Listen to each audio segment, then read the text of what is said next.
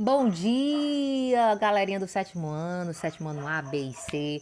Eu também quero dar um bom dia para os meus novos alunos aí que vieram de outras escolas, que ainda não tiveram a oportunidade de trabalhar comigo, a professora Ilma, tá bom? Eu estou convidando vocês para a nossa aula de hoje, que tem por título Os Seres Vivos. Então, a nossa aula de hoje, ela vai falar sobre nós, sobre os animais, né? Sobre as plantas. Então, há muitos tipos de seres vivos no planeta, mas o que nós temos em comum? Vocês já pararam para pensar? O que eu tenho em comum com uma planta? O que eu tenho em comum com um cachorro? O que eu tenho em comum com uma barata? Alguém pensou aí, professor, é porque todos se mexem. Então pode ser que se mexer ou a locomoção seja uma característica dos seres vivos, hein? Que outra característica? Alguém falou aí, professora, todos respiram. Será que a respiração é uma característica que todos os seres vivos têm em comum? Gente, então a gente observando aqui essa fotografia, né? Essa imagem, nós temos aí vários seres vivos: o elefante, a planta, peixes, mosca. Nós temos aí fungos, que são cogumelos, árvores, né? Plantas herbáceas e animais. Todos os seres vivos têm características em comum e nós vamos aprender hoje na nossa aula, tá? Então vamos ver a primeira característica que todos os seres vivos têm em comum. Vamos lá? A composição. Professora, eu tô boiando. Gente, a composição do nosso corpo. De que é formado o nosso corpo? Então, todos os seres vivos têm a mesma composição ou uma composição parecida, tá? Todos os seres vivos vão apresentar metabolismo. Calma, eu vou explicar, tá bom? Já eu vou explicar. Todos os seres vivos têm ciclo de vida. Eles vão nascer, crescer, se reproduzir e morrer. Todos os seres vivos têm a capacidade de se reproduzir, certo? Então, nós temos a capacidade de deixar descendentes, né? Todos os seres vivos têm a percepção e a interação com o ambiente. Eles interagem com o meio ambiente, eles percebem, eles sentem o meio ambiente. E por último, todos os seres vivos são formados por células, tá? Agora eu vou explicar cada tópicozinho desse. Então, todos os seres vivos, na sua composição, né, do que é formado o seu corpo, eles vão ter água, proteínas, ácidos nucleicos, que são substâncias comuns em todos eles, tá bom? E o metabolismo, professor, o que é o metabolismo? Que a senhora falou que todos os seres vivos têm metabolismo. Gente, o metabolismo é o conjunto de reações químicas e físicas que acontecem dentro do nosso corpo. Isso é metabolismo, por exemplo. A respiração. A respiração, ela faz parte do metabolismo. A digestão dos alimentos faz parte do meu metabolismo. A circulação do sangue no teu corpo faz parte do metabolismo. Então, todas essas reações, os meus pensamentos, a transmissão entre os neurônios, todas essas reações, elas compõem o nosso metabolismo. E todo ser vivo tem esse metabolismo, tá bom? Ciclo de vida. Então, as espécies, elas têm um ciclo de vida, elas nascem, crescem, se reproduzem e morrem. Isso é comum a todos os seres vivos.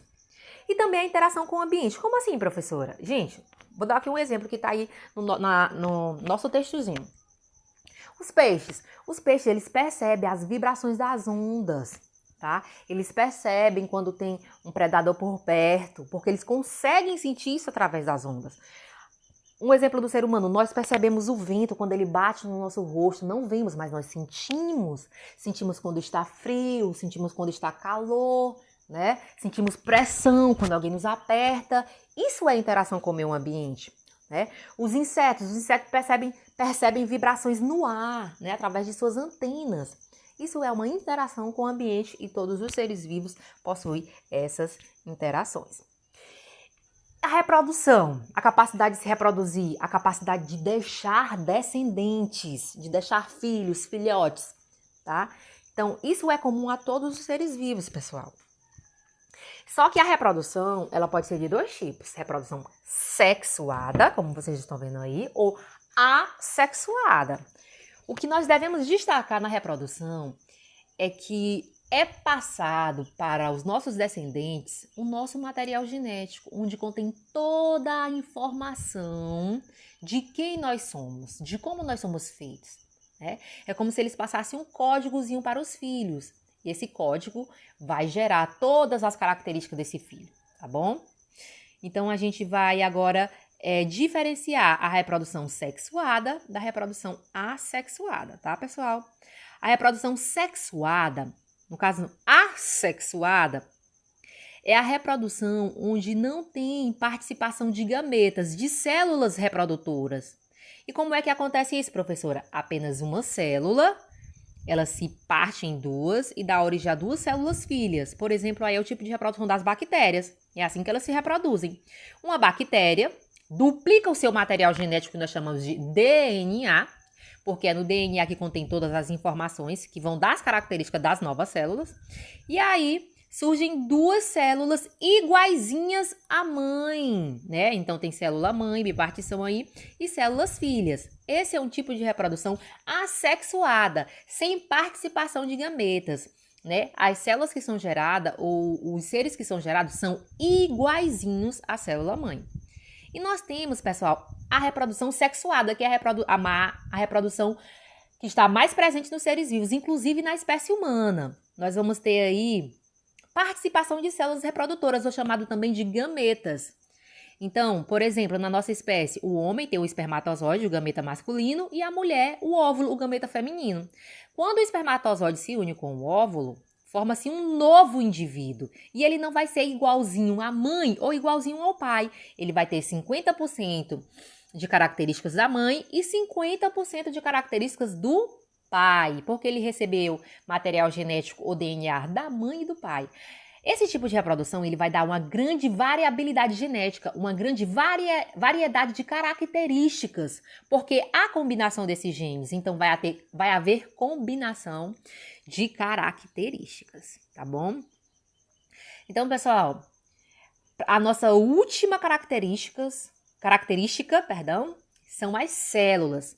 Todos os seres vivos, eles são formados por célula, que é a unidade básica estrutural da vida. Tá aí, ó.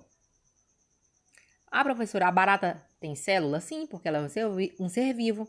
Nós temos célula? Sim, porque somos seres vivos. Tá bom? Então, todos os seres vivos são formados por célula. E as células, né? É dentro delas que vai acontecer todo o metabolismo, né? A reprodução, tá? E aí nós temos aí a conclusão do nosso estudo de hoje, que foi super legal e interessante. Um beijo. Vou estar aqui para tirar as dúvidas de vocês e até a próxima.